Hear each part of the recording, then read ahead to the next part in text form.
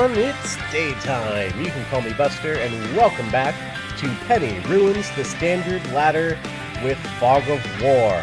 Oh yes. Now, the last couple episodes, a little bit of a spoiler. In case you haven't seen them, there will be a link in the top right corner and also a link in the description to the full playlist of the series. But in the last couple episodes, we weren't quite able to roll rain, but let's go ahead and try to roll it again in this video. So this is the very next ranked match I had after the previous episode. You can see once again, Hurricane Slash. Oh yes.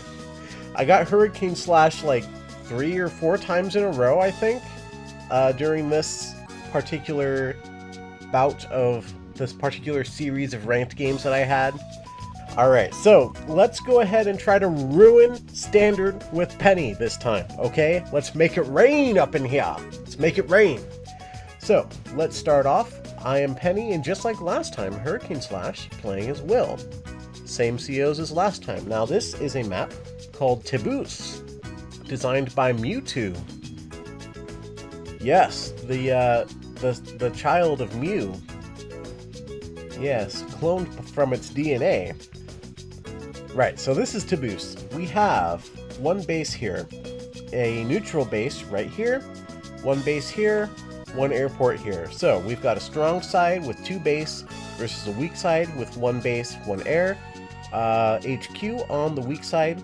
We've got a random radar here, which radars are actually kind of popular to use on standard maps, just because they're cities, but they don't give healing. And on standard, well, the fact that they give vision doesn't matter. So it's kind of like, okay, let's use these as a backward property so that you want to capture it because it gives you income, but it's also not really that useful, especially compared to a city. I mean, a city way back here isn't going to be that useful because you're not actually going to sit and heal on it that much, but meh, it is what it is. That's one of the big things with Advance Wars. You want to have a map that promotes, like, do you want to go forward or do you want to go for these backward cities first? For example, we've got, if you cap with an infantry here, then 1, 2, 3, cap, 1, 2, 3, cap. There's a chain here.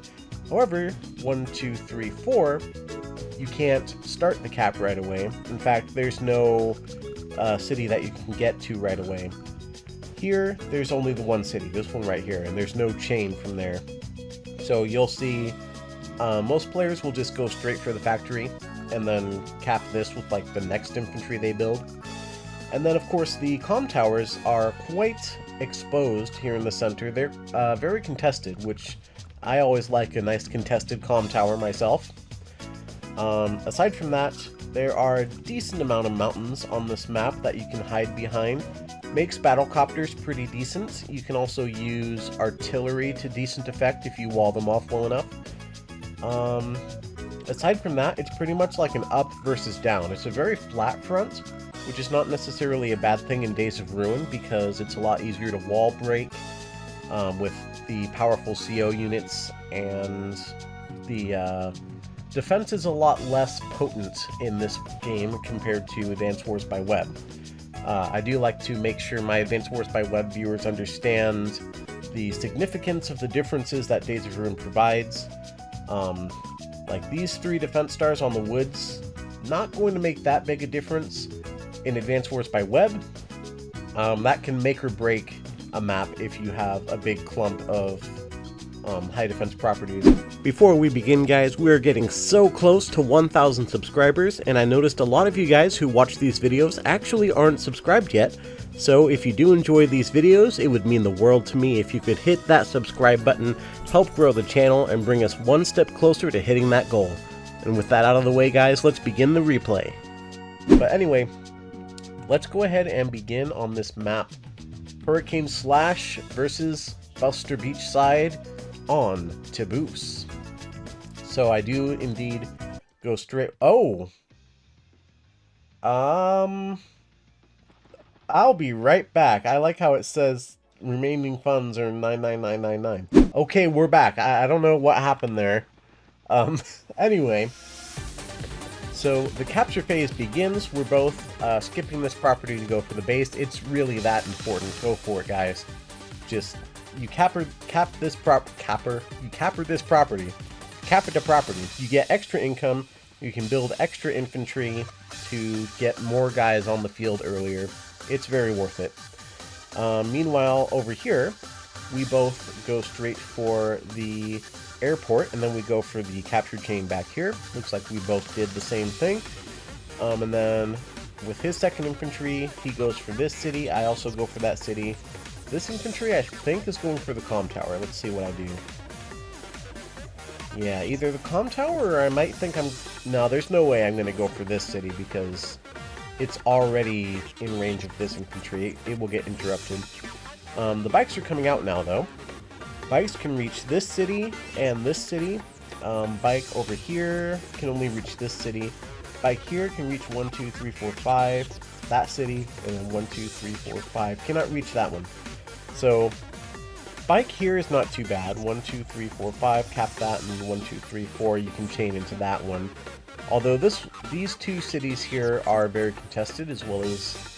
Well, not this one actually so much, and you'll see why. This one sometimes can be. It kind of depends on how the match goes. Sometimes cities can be more or less contested, depending on how you play the map, obviously. But mostly it's these center ones by the comm towers, and especially these ones that become pretty contested. Alright, so we're going around capturing properties. I do go for this corner one. I go for this one by the mountain, which is pretty safe. And I build another bike and some more infantry, just using up my money as efficiently as possible. And my opponent is doing the same. So we're capping properties. Currently he's at 9, I'm at 7, now I'm at 8, now I'm at 9, I'm going to be at 10, 11, 12, 13, 14. I'm capping a lot of properties this turn, so next turn it's going to be starting to get into the thick of it, and I'm also capping my comm tower. Opponent will be capping his next turn. I'm not going to have anything in range to stop it, so he's just going to get it. That's how it goes. And I'm going to get mine, which is nice. I do like having the comm towers. I've heard people say that in Days of Ruin, having a comm tower kind of dilutes the power of your CO, whereas in Advanced Wars by Web, they're seen as very important for a lot of COs. Like, oh, you need a comm tower to get a one-shot or a two-shot in this or that matchup with this CO. You know, they changed the way certain COs can play. But here, it's not really as big a deal. I still like to use them though, because they give income in this game, and they still give the 5% attack and defense that they give in Days of Ruin. So they're worth fighting over. I like to use them as contested properties, because they're worth fighting over more than just a regular city, and also you can't heal on them, so they're not as easy to defend. So capping some final properties here. This infantry is going to finally capture this radar. Of course, I left it for last. Why not? It's not that great. And the enemy tank, the enemy CO is here. And my CO, Penny, is here. I have a tank. Let's see, is that layered? It should be. Yes, it is. I left it on the city so that if I got attacked, I would heal up and be able to attack back. My opponent also layering with his own tank. So it is whoever lets up first, or whoever builds an artillery. He decides to move back, move his tank up, and then he has really no choice but to build a third tank. Meanwhile, over here, there's an enemy tank coming in. I have a recon that I built. He built this tank basically as a counter to this recon. So this recon, it's not going to do too much. It might be able to get one shot on something, and then the tank is just going to come in. So not the best purchase on my part. I'd say that was a bit of a mistake. If you want to build a recon to harass enemy bikes and infantry and stuff, you really have to do it a little earlier than when tanks start coming out. but I didn't really do it early enough. So I got one shot because of these nice roads here leading up to there. I'm probably not going to get another good free shot like that. Alright, meanwhile, here we go. Ouch! Penny gets shot down. That's too bad. And Hurricane Slash, 44 energy. Yikes. That's not great. I'm in a bad situation down here. I'm going to have to spend extra money to load Penny into this other tank now. And I can't really just head up there because he'll just do the same thing. He has 3 pretty healthy tanks and a battlecopter. So that pretty much forces me to build an anti-air down here. And I don't really have the funds. Well, actually I do have a decent amount of funds. I could probably build some more tanks here. Luckily I do get a good shot on this tank. He built an anti-air a little bit too early. I haven't built any battlecopters yet, but there's still an anti-air here. Doing that is something I would recommend in Fog, but in Standard, it's not really as good a thing to do. Now, if I did build a battlecopter, it would be a trouble for all of his units down here. So maybe he just wanted to preempt the potential battlecopter. However, that gets countered by tank. So, of course, also I didn't build a tank, but I did get a shot off. I don't know. I'm doing okay over here. The opponent is threatening me with this cap. And also, look at this. This is quite a death ball starting to form. I do not like. We do not like. So I have the tank advantage here. And also I have an anti-air that's going to zone out this battlecopter. He's got an artillery coming in because he sees that we're starting to wall up. And I did the same thing. We're starting to wall up a little bit here. And so we want to start getting some indirects in the back here. Unfortunately, he was able to break through my weak wall and shoot my anti-air, and now his battlecopter and the second one that he just built have free reign to do whatever they want, and he is at full energy. He can pop that power whenever. And I'm really on the back foot here. Meanwhile, I'm just going to have to build a second anti-air, and this one is just going to have to sit here and heal. He could take this battlecopter and actually kill my anti-air with it if he wanted to. So yeah, second anti-air. Meanwhile, over here, I'm building some more tanks because I don't have much choice with all the enemy tanks here. I've got to keep them rolling, and speaking of rolling, here comes Will, and that allows him to get the first strike on my tank with that fresh one from the base. Ouch. Ouch, ouch, ouch. It's not looking good for me here. It is not looking good. Let us pause real quick. So, I do have a property advantage currently. I'm 2 properties ahead. However, he has 20 units at 71k. I have 16 units at 52k. And you can see for yourself, the positional advantage is palpable. He's got a pretty good advantage right here. And also his turn isn't done yet. Like, he's going to build some more units. Now it's 22 units at 85k. I have nearly half the unit value that he does at the start of my turn. I do get to shoot on a few things. I've got a mech coming up. That's nice. A lot of the tanks are gone over here. However, the battlecopters are still a problem. I do have an anti-air. I have another tank coming. I have a mech. So it's not terrible right here. Over here, though, yikes. This is scary. I do really need to get rid of that anti-air because I'd love to build a battlecopter. But if I build a battlecopter, it's just going to get shot down right away, so I kind of can't.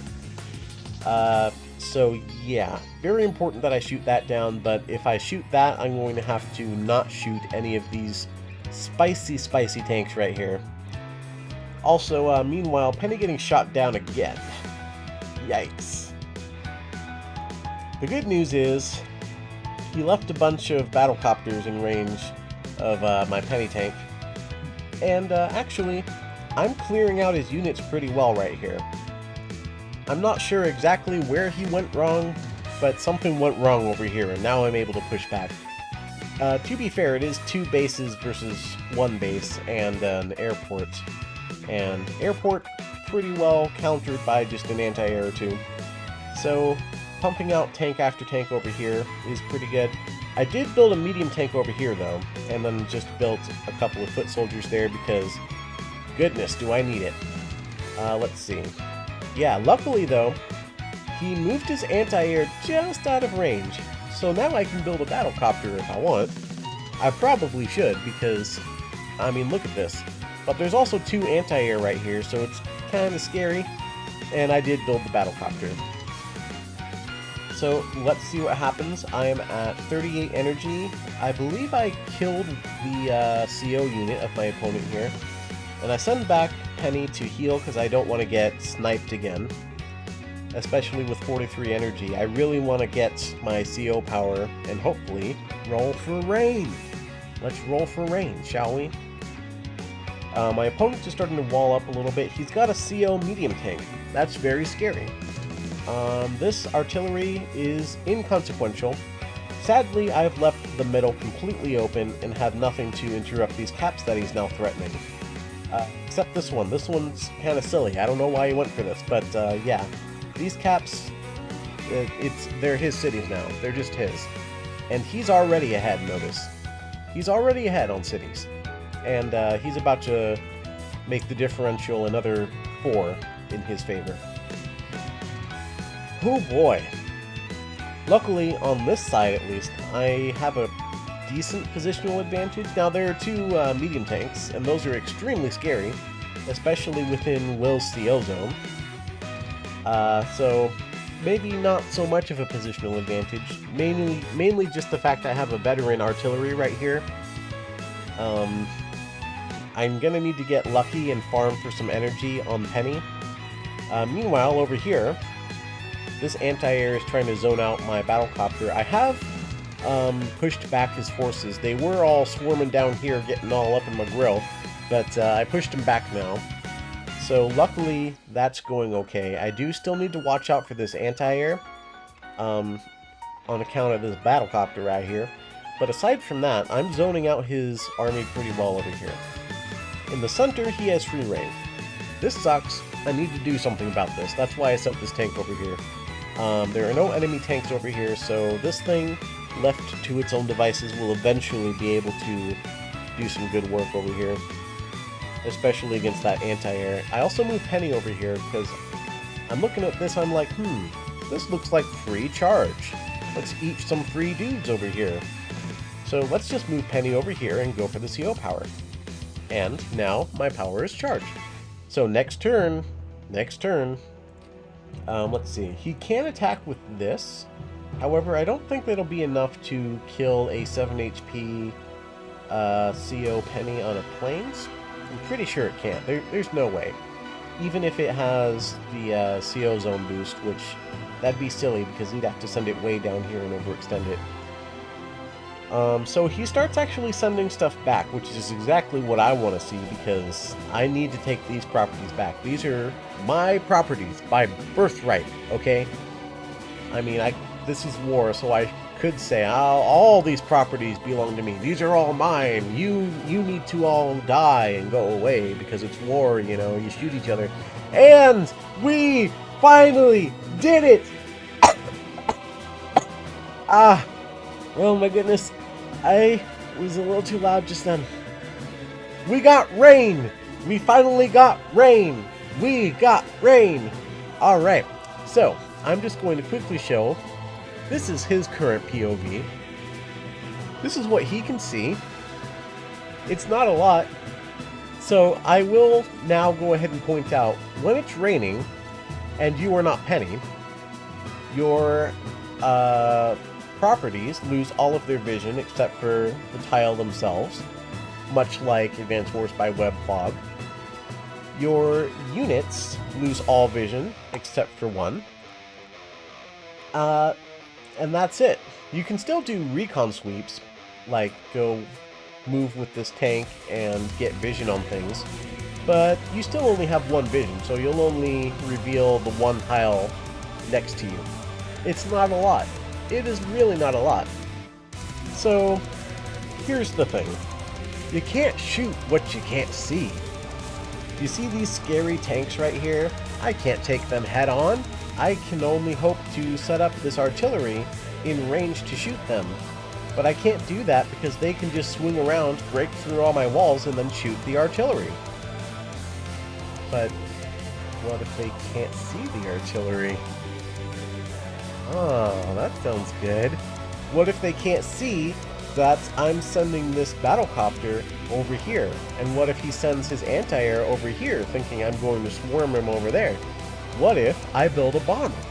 What if I build a second medium tank? He doesn't know. Of course, I saw before I activated my power that he built this war tank. I can do the same thing now, but he's not going to know. He'll be none the wiser. He also won't know when I'm in range to capture his cities with my infantry, because he can't see. He can't see anything. By the way, this is a standard map. It's not necessarily balanced for Fog of War, so let's exploit that to the best of our ability. So, notice here. This city, normally you have 2 vision off of cities in Days of Ruin, like so. He cannot see anything except for the tile itself, so I just left this tank here. So if he decides to use, let's see, he can only use the anti-air or the bike to interrupt the cap. So if he uses this and tries to shoot from this tile right here, he's just going to get trapped, because he cannot see this. Normally you'd be able to see this in regular Fog of War, not during rain. But Penny doesn't have to worry about that, because here's my point of view. Of course, the fog is going to roll in for me next turn. It's just that because of the fog mechanics of the game, I already had vision on everything, and since I'm unaffected by the rain effects, and because it's still my turn, I still have vision on everything that I started the turn with vision on, but not my opponent. Not my opponent. So, let's continue and finish this turn out, and when the turn switches... Oh, it's beautiful. It's so good. And there he goes, he gets trapped. Will he send the anti-air down to interrupt this cap? Maybe not. Notice, it's 24 properties to 18. He's got 125k versus 109k, 25 units versus 21 units. He's very healthily ahead right now, I will say. So I still need to do something about this, but look how small that turn was. He didn't attack very much. He got trapped right here, he attacked this, and he didn't shoot anything else. You can't attack what you can't see, baby! You can't attack what you can't see! So now, we moved our artillery into range and shot one of the medium tanks, shot it again, shot the battlecopter that we moved the anti-air in range of, because he just couldn't see it. He didn't know. He didn't move himself out of range. So what do? We move ourselves in range. He can't see. He's none the wiser. Let's just kill him! Yes! Now, I do need to be quite wary of this anti-tank backed up by an artillery. That's very scary. But let's see what Hurricane Slash does on the next turn. He gets trapped. He shoots my anti-air. That sucks. I've got another one. He continues to just sit there. He knows I have an artillery. So, you know, it's fine. I'll just move my artillery up. I know you can't see it, but you should assume that I'm going to move it into position here. This is the beauty of forcing standard players to play in Fog of War. I love it. I went ahead and did that recon sweep just to see what he had there, check if he actually moved or not. He didn't, which is great for me, because, you know, veteran artillery, let's just move it into range. Let's see what he does. Also, you can see now the fog is rolled in for me, but it's nowhere near as bad. Like, this is downright manageable. It's rain without the rain, but my opponent, he can't see anything. He can't see squat, as you can see. I'm about to cap this as well. Let's see, does he go for the interrupt? What does he do over here? That's the big thing. Okay, that gets shot. Alright, let's see what else happens here. That gets shot. Yeah, that's too bad. That gets shot. He's gonna start trying to cap this city. I don't really have a lot over here, but I'm kinda... Oh, and he just waits the unit. Yeah, just wait the CO right there. Yeah, just wait right there. Just hold still for me for a bit, won't you? Of course, I am... Since he attacked the center so hard before, I front switched a lot of stuff into the center since then, and he moved all of his stuff out, so now I'm kind of converging my units into the middle, where his HQ is. So let's see how that works out, shall we? I think it's going to be quite fun. And now the fog goes away, and he's like, oh snap, he built up quite an army over here, since I couldn't see. And now I'm going to get shot by a veteran artillery. Look at this thing. It's got 2 ammo left. It's got 41 fuel. Oh, okay, that's actually not that low. It starts at 50, huh? Okay, I was about to say like, oh, look, it's used up so much fuel. It's done such a good job, but actually it hasn't moved around that much. But dang, that's been a cost-effective artillery. It's a veteran. It's killed at least 3 units, and it's at 1 ammo. Woo! 1 ammo artillery. You love to see it. So cost-effective. The most cost-effective thing you'll ever see. Now, I noticed a little opportunity here. There's a surround on the HQ. Oh, yes. There's a surround on the HQ. Now, he should be able to stop it. There are exactly 3 units that can do something about it. And let's see what exactly he does about it. So he moves down with this. So, to be clear, the 3 units he has is, 4 actually. He has this bike, this artillery which can shoot this, and this duster. So, the key units here are this artillery and this bike. So he chooses to shoot my tank with that. Does not kill it, and resigns. So, that's a win for us. Hooray! We made it rain, and we made a huge comeback because of it. But real quick, I just wanted to show, if I go into simulation mode here, this is simulation mode. It's very nice. It lets me try things out. Like I can, it's not my turn, but I can like move this and then click undo and try again, so I can test things out. And you can do that for the opponent side too. So one thing I saw that he can do is he could have shot that, and then he could have rolled in with, let's see, actually maybe, yeah, that's fine. Because he would have had to do that, and then he could have shot it with the duster, which actually didn't do anything. So let's say he shoots with this, and then he shoots with that. Yeah, that would interrupt the cap. And then that would give him a turn to actually maybe come over here and do something about it.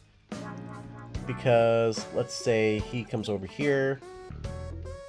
Let's assume he does everything in his power, like runs over here, does that, and then comes over, shoots that, runs over and does that. And then I'll just end the turn. I cap, and then I do whatever I can do. I end my turn. Actually, I shouldn't just end the turn, because what I would actually do is join some units here. And then let's see, I don't have anything against the duster, so I would just probably go like up like that to try and strengthen my wall. Go like over here, come over here, come over there, something like that. And then what would he do? He'd probably move that away somewhere. This would maybe shoot. Yeah, there wouldn't be too much he could do. It's true. However, yeah, if he had played it just right, he could have stopped this cap dead in its tracks. Although maybe I could have moved this over here or moved that over there and tried to join, possibly. But I just wanted to show, I did think it was a little strange when he resigned right then and there, since he was kind of ahead. Let's undo back to the beginning of this simulation. There we go. And where is it? War info. Yeah, he was still ahead on buildings and on units, unit count. I was ahead on value, but he was ahead on count, so it's possible he could have come back from this. I did make a pretty good comeback, but hey, it is what it is. Sometimes you just gotta know when you're beat, I suppose. So that's it for this episode. Thank you guys ever so much for watching. I'm very happy that we finally forced fog and we actually made a good showing of it. Like, this is a legit strategy. I mean, it's a 1 in 3, you know, but if you miss it, then at least sometimes you get sandstorm. So since I like rain and I like sandstorm, it's kind of like a 2 in 3 chance that I get something good. The third chance is, you know, snow. But we can work with that, right? We can work with that. We don't want to work with that, but we can if we're forced to. But you know, it wouldn't be a casino bot if there wasn't a chance to lose, right? That's part of the fun. It's the risk, man. It's the risk. I got just one more roll. Just one more power. Let's see if we can hit rain again. Come on, man. Let's do it. All right. That's enough for now. All right. Thank you guys ever so much for watching. Please remember to leave a like if you did like the video. Don't forget to subscribe to catch more of the penny ruining standard action, and maybe hit that bell if you want to be notified of future uploads. But until next time, goodbye, everyone. It's nighttime.